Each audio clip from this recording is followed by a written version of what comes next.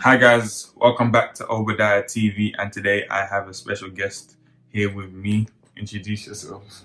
My name's Abraham, and yeah, it's a friend of Toby's, and he's brought me on his channel. You don't want to shout out your socials. Oh yeah, well it'll be a link in the description down below. But obviously, at Abraham Fashion _ that's OSHIN, and Abraham at Abraham in the Bible.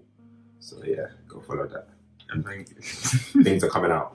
Go follow that. Yeah. So today we're gonna be talking about men in the church and like the topic around men being in the church and how they are present in the church, but they're not present in the church.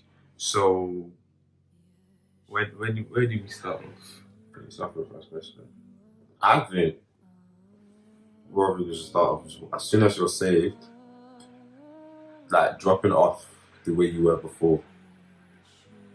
Yes. So the issue behind like men when they come to Christ, how they struggle with letting go of their old man and like embracing the new person that they've like walked into basically, and how like especially within like friendship groups and when men are still friends with like people that aren't yet saved, they they're more likely, well, not more likely, but like the general like consensus is that they're influenced by the people that are in the world instead of them being the influence on to them, and obviously that rubs off on them, especially in their walk with Christ, and they like it's evident that sometimes they'll slip up or like they'll just backslide, and worst case scenario is that they just like, even though they've given their life to Christ, it's like, my friends are doing these, my guys are doing these, so like I may as well just follow them in it. I'm like, yeah, completely understand. I just feel like as soon as they come into the sense of them coming into Christ, and then now, basically, there's a lot of things they start to notice. Well, I can speak personally for myself and other people that I've seen around me. Like, boys generally tend to notice things that they didn't notice before. I feel like if you compare it to like females, a lot of them know what's going on within them, but men like to they don't ignore. Girls like to ignore. Boys like to just not acknowledge and be oblivious to their emotions, especially because I don't know what it is with boys and their emotions, but it's like they don't realize that this is why they're so angry, this is why they're so upset, this is why this has affected them so much, because they're not as articulate with their emotions as they are with talking about football, talking about all these other subjects, but yet they now come into this place where it's now, oh, I have to give God my emotions, but I don't even know my emotions myself. But they don't know that God is going to be the one to enable those type of emotions, give you the grace to be able to deal with your emotions. Basically, running back to that, it's basically like a lot of people try to handle their emotions before giving it to God, not realizing that you're supposed to give your emotions to God and He handles it for you. So it's just very awkward when it now comes to a case where you're trying to deal with it by yourself, and when there's no like covering and mentorship over men, it's just very awkward to like try and navigate. Yeah, most definitely, especially the point that you said about them being oblivious. I feel like it's more of them being ignorant than being oblivious, because like they'll probably know that there's an issue, but they don't want to face it because of like men being men, and like we genuinely have a lot of pride within us, and like that's one thing like a lot of men tend to struggle with the most, especially being in church. What was the other thing? Just about how like they're trying to handle their emotions before people. Yes, emotions as well, like especially with men in the church, that like being vulnerable is something that they're not 100% used to or comfortable with, especially because like you're a man in it, so like you now being like open to another man is almost like It's foreign. like I'm not trying to do Right. that. And I think it's very, very important to be able to understand and have that like to acknowledge that it's not about like you being able to do it by yourself. But Yeah. once you come into Christ, you submit all your ways unto Him so He can direct your paths. Yeah. And then like from there, your emotions are in check, your behavior is in check. Like the things that you speak of, the things that your mind like the things that your mind thinks about, everything is in check through that. Otherwise, it's like it's all over the place basically. And another thing is that like, I guess the emotions come down to like how you were brought up as a child, and whether or not like your parents, you're in a single household, or both parents were there, or the fact that like especially like in the African like culture, like dads aren't like showing like their love. It's more of like a disciplinary type of way to show love than like come here and hug you, like to show the love type of thing. So I feel like once you like work out that side of things, and you're able to like give every single thing onto God, then I mean obviously it's not something that'll happen straight away. So process. I don't want to like put a time cap on it, but it's a process. You have to put in some work to obviously see the result, and obviously if you don't, then nothing's gonna happen. I just feel like with the whole not showing emotions at home, because a lot of people, especially in African households, they have two parents. Like, because obviously I have a single parent at home, but for a brief period I had a man in the house, and it was my little sister's dad. So, but I didn't have that kind of like, he didn't show those type of emotions. It was just more like you deal with your emotions on your own. But my mum pushed me to try and speak about my emotions, because there was times where, but it wasn't available as much because I just felt like my voice wasn't being heard. And I feel like with a lot of African households, like if that's the case, your voice is not really being heard due to the fact that they've been brought up from a place where like your emotions are pushed down. You don't let people see that side of you. So that side of you is always hidden, and you always deal with that by yourself. And even when they say, "Oh, we'll deal with our emotions as a family," you don't. It's more so you deal with it by yourself, or you don't deal with it at all. And when you try and deal with it by yourself, the enemy loves to isolate. So when you're isolated with your own emotions, it just creates this kind of environment where he's able to play with your emotions. So then it's like, oh, okay, cool. I'm not able to now develop my maturity in my emotions because I have to deal with it by myself. And like not knowing that God is there to help me to do that as well, not knowing that God is also calling me to give my emotions to Him. And I feel like we should talk about how do you give your emotions to God? How do you feel like you've given your emotions to God?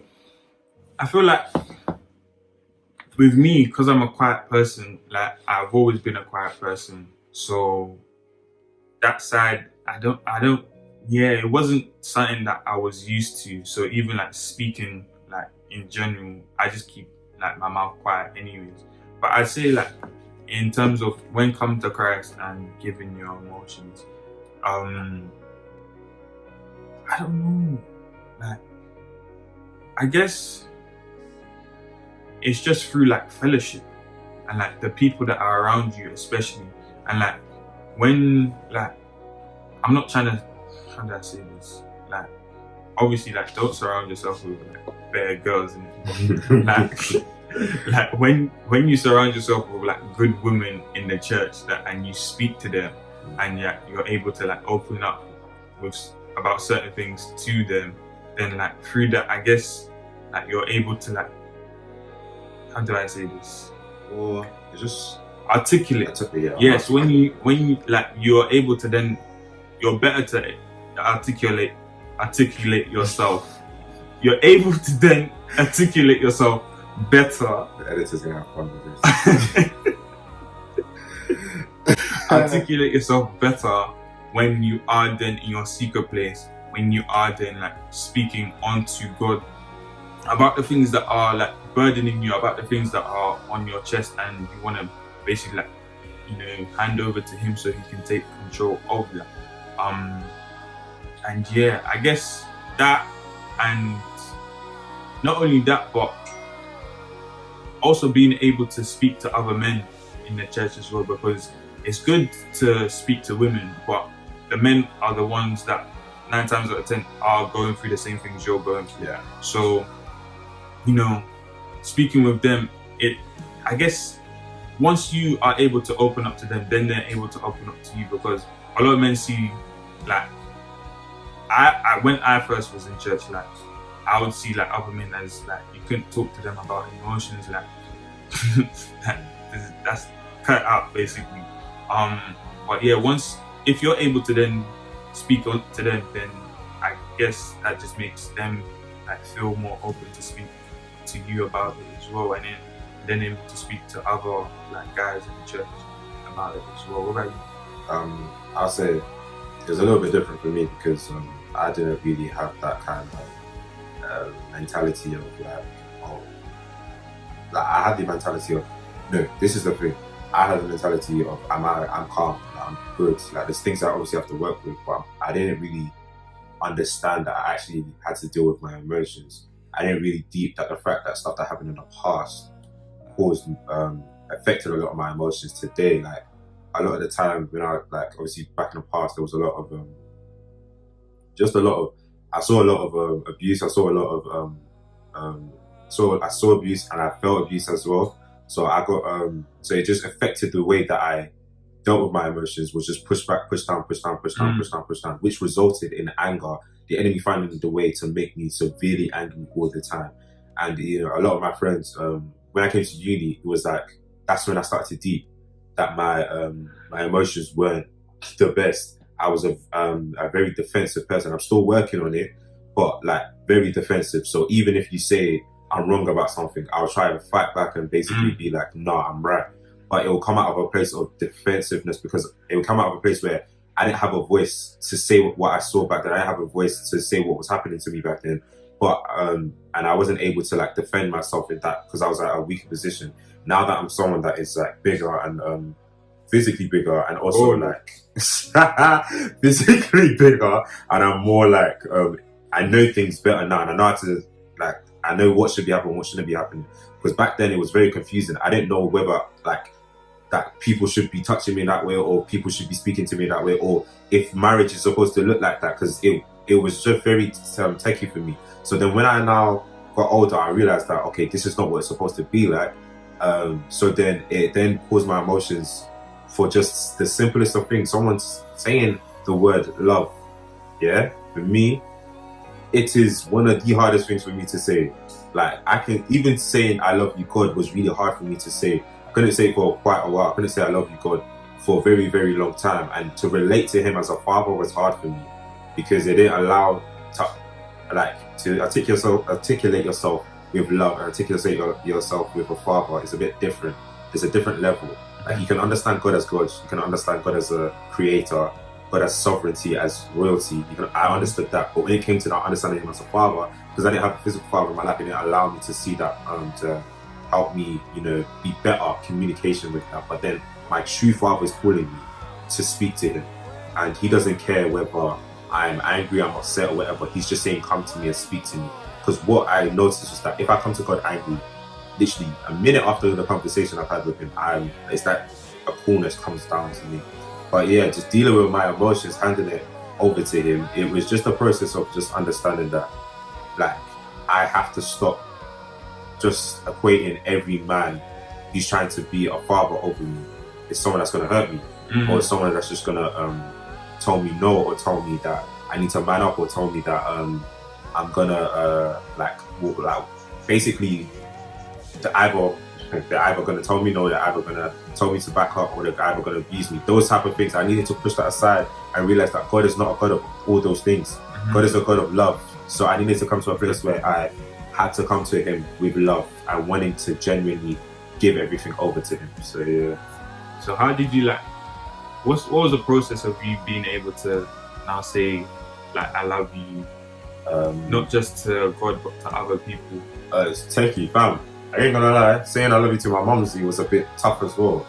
Like, she would say I love you, but the way I would say I love you, I was like, I love you. Mumble it. I'll mumble it underneath my breath because it came out of a place of uncomfortability. To the point my body would shiver. Like, I couldn't. My body would be shaking. I didn't like it. But I would say it was one way. So I had to say I love you first of all. And it was literally in a moment of worship, which is kind of weird if you think about it, because I'm someone who I'm in worship all the time. So I'm someone that sings. I'm someone who's able to sing, who's also been blessed to be able to play instruments. So I'll be in a mode of worship and I'm singing. I can sing I love you forever, not noticing I'm saying I love you. So I'm saying I love you because those are the lyrics, but I'm not saying I love you from a place from my heart. Deep in the words. So I'm not deep in what I'm saying. And that's what I'm saying, like with a lot of like, okay, we're going to talk about that in part 2 when it comes to now the music side of things. Yeah. But when it comes to a place of now noticing that I'm saying I love you, I remember I was in my secret place reading the Bible and God was like dealing with, I was looking at a father in the Bible, I can't even remember who it was now, but I was looking at it and I was just seeing how, like, I was just, the fact that it just said father there, or if I think I was reading Psalms and it was calling God a father, and I was like, God was making me dwell on that father, and seeing him as a father. And like, I had to now come to a place, it was just literally God just breaking down that barrier. And I remember praying before that, saying, God, I want to see you and be able to express a love unto others the way you love me. And I'm saying, I say the word love, but I'm not saying it away from my heart. So then when it came to a point where I had to genuinely say, God, I love you. First of all, the first time I said it, my body again cringed, seized up again. I said, God, I love you, yeah. And then he really broke me down and said, all right, go into a time of worship, because that's when I get more comfortable. Then I was just singing, I love you forever. And it just became more of a process of just like being comfortable with feeling that emotion of love. Because when you're loved, you're vulnerable. When you're loved, you feel like you're naked, basically. Like, I don't mean even a garden type thing. Like, God is seeing you for all you are. So it was a weird process. But then being able to say it to other people now, God gave me the grace to see people the way he sees them. So see them as his sons and daughters. And because of that, I was able to see myself in them and see myself in a way like, oh, you just need to be known that I love you as a person, as a brother in Christ. I love you as well, to express that to you. So yeah, it's been a very, very awkward process for me, but it was calm. It was right. And the point that you made about, what was it, like seeing other men in the church? Yeah.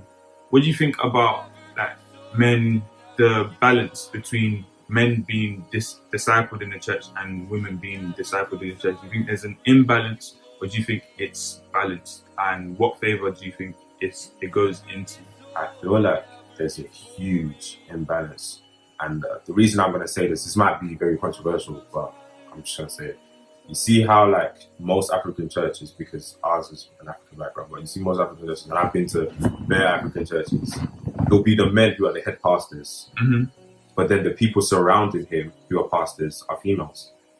And then it's like, okay, cool. They may be a few males, but the males to female ratios of assistant pastors is crazy. And then you would see the women wanting to give more, wanting to love more, wanting to like give heart, like God has given them the heart for the people more. And the men are just focused on, from what I see anyway, and this might just be my opinion, but I just see the men wanting to have church for church. So letting known that, and also favor from the head pastor. The men want that favor from the head pastor. They want him to be all right. They want him to be good. But then they neglect to the people behind him. So they'll be sitting in the front, in that front row. That whole front row will be covered. But then their eyes are fixed on the pastor and they forget to look back. And I feel it's because of the lack of relationship they have with the Father. Because if they have a relationship with the Father, there's no way that they would now, God wouldn't tell them about, oh, the men in your church are hurting, or this is what you need to be doing for the men because of your man as well. You know what's going on. If you're dealing with God, with yourself with God, God will give you a heart for the same things you've dealt with for other people as well. You're able to recognize those things. And that's something that I noticed. I'm able to see that the males around me are going through the same things, the unspoken things. The fact that we don't cry, the fact that we don't like to be vulnerable, the fact that we we like to be distant a lot of the times. Yeah. God will show that to the men in the church, but the fact is because there's a lack of wanting to have that relationship with the Father, because I feel like they're neglecting the fact that God can be a personal relationship with you, and that's something that the women in the church have done very well. They've allowed that personal relationship with the Father to come into their lives. The men in the church, I don't think they have, and it's kind of. But this is not me like generally speaking. I'm talking about some churches. Yeah. So like, because there's obviously churches out The there. ones that we've seen. The ones that we've seen. So obviously, there's obviously churches out there where the men are fantastic men of Most God. definitely. But honestly, I just feel like there's a large majority of the churches where the men are just oblivious to how they're feeling first, because you have to deal with yourself first before you now go and disciple other people. So I feel like women have discipleship because the women have dealt with those areas of their lives with God already. They've come into a place with God where they've dealt those with their emotions, dealt with hurt and pain and heartache with God. Now they're able to do that for God is able to use them to do that for others. But because the men haven't done that and they neglect it because they don't want to seem weak, I just feel like that's why there's a massive imbalance of like discipling over for men and women. I guess that comes from a place of that it reflects them being in the church reflects their household as well. Yes. Because like if they're not taking care of their household, then they won't be able to take care of people in the church. And Your first ministry is your house. Yeah, so whatever you do in your house always basically reflects what you do in the church. And like Paul told Timothy to basically like take care of his house first, and then the ministry of the church then comes into place. But also the fact that I guess when you say like being able to like speak unto God about it and having that heart desire, we're commanded to love. And like if obviously that love, if you don't ask the Holy Spirit to fill you up with the love, then how are you then going to be able to love yourself first, but then love all other people the way you love yourself? But also like if you don't take it to God, then like things won't change. And in 1 Timothy 4:5 it says like with prayer and the word both are sanctified. So if you don't bring those two hand in hand, then that automatically creates the imbalance. So was good. That was really good.